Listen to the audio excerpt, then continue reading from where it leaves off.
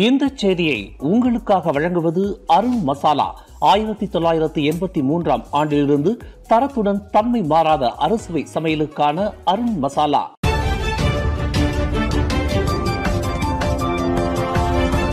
வணக்கம். திசைகளின் ஒரு மணி செய்திகள். கிழக்கை நோக்கி ஆன்மீக பயணம் தொடங்கியது.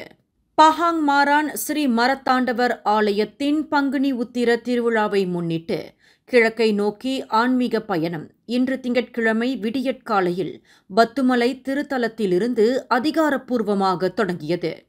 கல்விமானும் பொதுநலத் தொண்டரும் மூடா கட்சியின் ஸ்லாங்கூர் மாநில துணைத் தலைவருமான டாக்டர் ஆர் சிவபிரகாஷ் முன்னிலையில் தொடங்கிய கிழக்கை நோக்கிய இந்த ஆன்மீக பயணத்தில் ஆண்களும் பெண்களும் திரளாக கலந்து கொண்டுள்ளனர். மலேசிய பெருநடை வீரரும் விளையாட்டுப் போட்டியில் தங்கங்களை குவித்தவருமான கே. திருமால் அவர்களினால் 70ஆம் ஆண்டுகளில் அறிமுகப்படுத்தப்பட்ட கிழக்கை நோக்கி ஆன்மீக பயணத்தை கிளப் மரத்தான் மாரான் ஏற்பாடு செய்துள்ளது. 18வது ஆண்டாக கிளப் மரத்தான் மாரான் இந்த ஆன்மீக பயணத்தை முன்னெடுத்துள்ளது. 2025ஆம் ஆண்டுக்கான 204 கிலோமீட்டரை உள்ளடக்கிய இந்த ஆன்மீக பயணம் இறையருளை வேண்டும் அதே வேளையில் திடமான மன உறுதி கொள்ளவும் உடல் ஆரோக்கியத்தை பேணவும் இளையோர்கள் முதல் பெரியோர்கள் வரை அதிகளவில் பங்கேற்று இருப்பது மகிழ்ச்சியை அளிப்பதாக உள்ளது என்று அந்த ஆன்மீக பயணத்திற்கு ஆதரவு நல்கி வரும் டாக்டர் சிவபிரகாஷ் குறிப்பிட்டார். மலேசிய செம்பிறை சங்கம், போலீஸ் படை, ரேலா மற்றும் தன்னார்வலர்கள் ஆகியோரின் ஒத்துழைப்புடன் காலை இருளில் தொடங்கிய இந்த ஆன்மீக பயணத்திற்கு பெருநடையாளர்களின் பாதுகாப்பை உறுதி செய்வதற்கு ரேலா படையினர், செம்பிறை சங்க உறுப்பினர்கள், ஆபத்து அவசர தேவைகளுக்கு உரிய தளவாடங்களை வழங்குவதற்கு லாரிகளுடன் சென்ற வண்ணம் உள்ளதாக இந்த பயணத்தில் ஒரு பங்கேற்பாளரான தன்னை பிணைத்துக் கொண்ட டாக்டர் சிவபிரகாஷ் குறிப்பிட்டார். வரும் ஏப்ரல் 11ஆம் தேதி வெள்ளிக்கிழமை அதிகாலையில் நிறைவு பெறவிருக்கும் இந்த 4 நாள் கிழக்கை நோக்கி ஆன்மீக பயணத்தின் பங்கேற்பாளர்கள் இன்று பிற்பகலில் காராக்கை சென்றடைவர் என்று எதிர்பார்க்கப்படுகிறது. முன்னதாக நேற்று ஞாயிற்றுக்கிழமை இரவு பத்துமலை திருத்தலத்தில் டாக்டர் சிவபிரகாஷ் தலைமையில் பங்கேற்பாளர்களுக்கு விளக்க உரை வழங்கப்பட்டது. எந்தவொரு விவகாரத்தையும் அரசியலாக்க முயற்சிக்கும் எந்தவொரு தனிநபருக்கும் இடமோ வாய்ப்போ வழங்கப்படக்கூடாது என்று பிரதமர் டத்தோஸ்ரீ அன்வார் இப்ராஹிம் இன்று நினைவுறுத்தியுள்ளார். நடந்த சம்பவம் தொடர்பாக கருத்து என்ற பெயரில் வியாக்கியானம் செய்ய முயற்சிக்கும் நபர்களுக்கு வழிவிடக்கூடாது. சமூக வலைத்தளத்தை பயன்படுத்தி தங்களின் ஆற்றாமையை வெளிப்படுத்தும் நபர்களுக்கு தனிப்பட்ட நலன் உண்டு என்று பிரதமர் நினைவுறுத்தினார். பிரதமர் தனது நினைவுறுத்தலில் யாரின் பெயரையும் குறிப்பிடவில்லை என்ற போதிலும் கடந்த வாரம் ஏற்பட்ட புத்ரா ஹைட்ஸ் எரிவாயு குழாய் வெடி சம்பவம் தொடர்பில் பாதிக்கப்பட்டவர்களின் நலனை பேணுவதாக கூறி சமூக வலைத்தளங்களில் நடப்பு அரசாங்கத்தை குறை கூறி விமர்சித்து வரும் நபர்களை சுட்டுவதாக உள்ளது என்று அறியப்படுகிறது.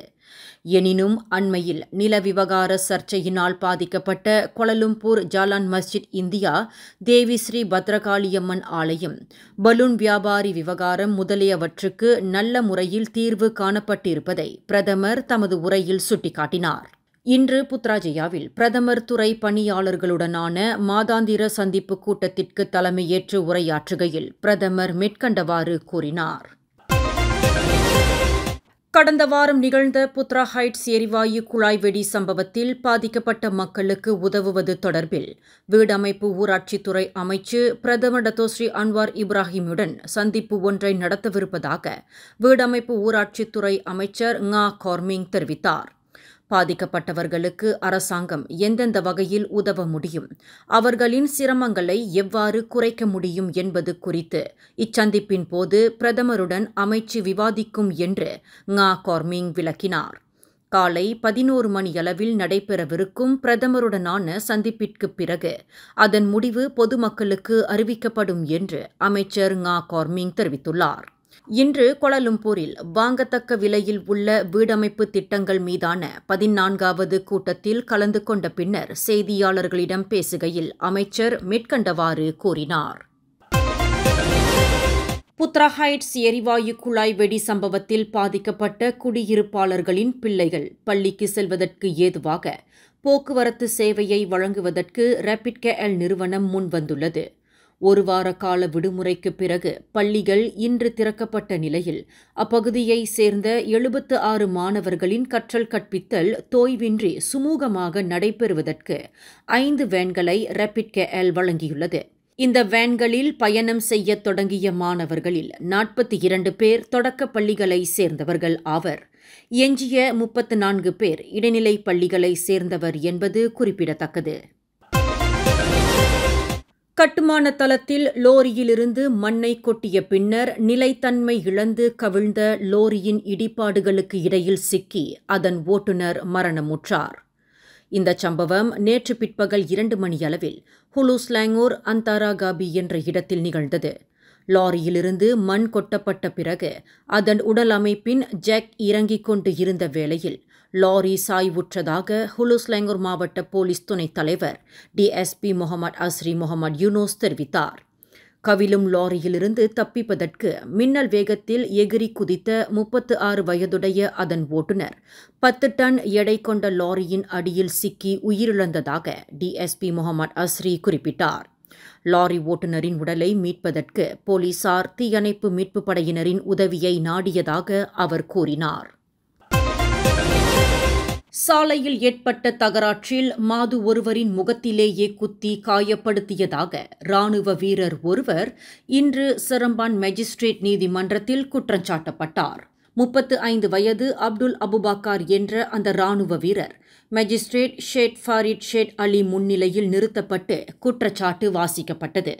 அந்த இராணுவ வீரர் கடந்த மார்ச் 29ஆம் தேதி இரவு 10:20 மணியளவில் சிரம்பான் சினாவாங் தமான் சத்ரியா வீடமைப்பு பகுதியில் 28 வயது மாதுவை தாக்கியதாக குற்றச்சாட்டில் தெரிவிக்கப்பட்டது.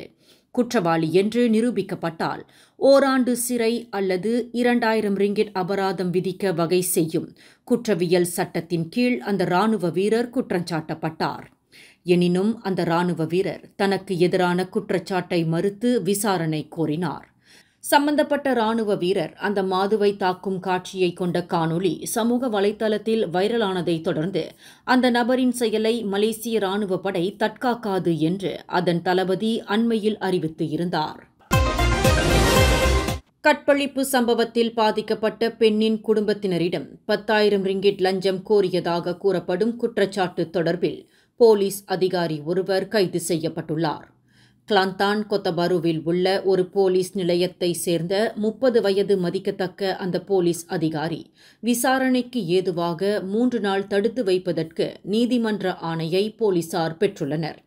கற்பழிப்பு சம்பவம் தொடர்பான புகாரை மீட்டுக்கொள்ள வேண்டுமானால் அதனை மூடி மறைப்பதற்கு 10,000 ரிங்கிட் லஞ்சத்தை பாதிக்கப்பட்ட குடும்பத்தினரிடம் இருந்து கோரியதாக மலேசிய ஊழல் தடுப்பு ஆணைய சட்டத்தின் கீழ் அந்த போலீஸ் அதிகாரி கைது செய்யப்பட்டுள்ளார்.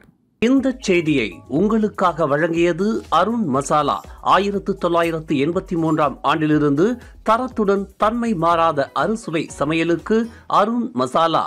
மேலும் செய்திகளை தெரிந்து கொள்ள கீழே இருக்கும் பெல் பட்டனை அழுத்துங்கள். உங்கள் மகிழ்ச்சியை வெளிப்படுத்த லைக் மற்றும் ஷேர் செய்யுங்கள். தொடர்ந்து திசைகளோடு இணைந்திருக்க சப்ஸ்கிரைப் செய்யுங்கள்.